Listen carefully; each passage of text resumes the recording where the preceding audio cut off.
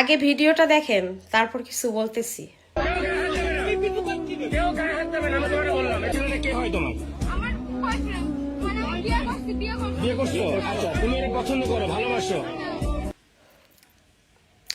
এই যে মেয়েটা দেখতেছেন কত সুন্দর, দেখেন কত সুন্দর, কত বয়স কম, এত সুন্দর একটা মেয়ে কি কাজটা করলো দেখছেন।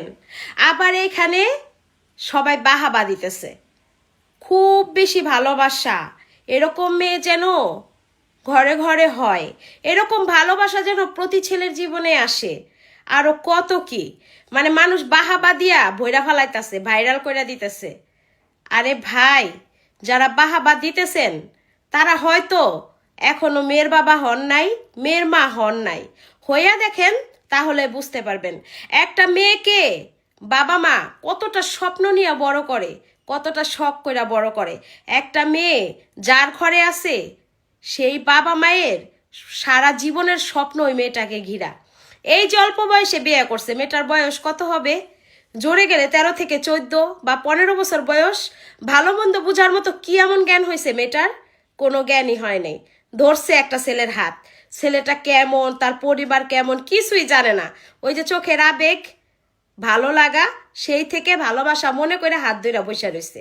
বেশি না, 2 থেকে 3 বছর পরে যখন অভাবে পড়বো, ছেলেটা রাস্তাঘাটে আড্ডা দিব, দেখবো যে অন্য মাইয়াগুলো লাফালাফি করতেছে, কারণ অল্প বয়সী ছেলে, না আছে কোনো শিক্ষার জ্ঞান, না আছে কোনো যোগ্যতা, না আছে কোনো কর্ম।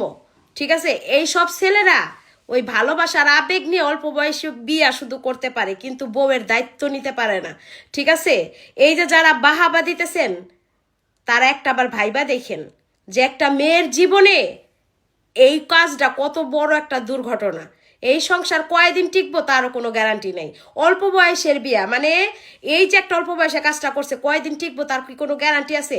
ওই ছেলেটা কোনো কাজ করে, ওরে দেখলে কি মনে হয় একটা প্রতিষ্ঠিত ছেলে? কিছুই না। আর প্রতিটা বাবা মা চায় তার মেয়েটা ভালো ঘরে ভালো একটা ছেলের হাতে তুলে দিতে। ঠিক আছে, এইটা কখনো বাবা মায়ের স্বপ্ন হতে পারে না।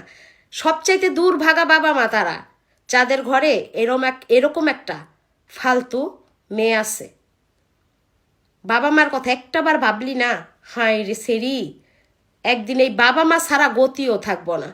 ঠিক আছে, রাস্তাঘাটের ভালোবাসা, প্রেম প্রীতি, এগুলো কোনোদিন জীবন হইতে পারে না।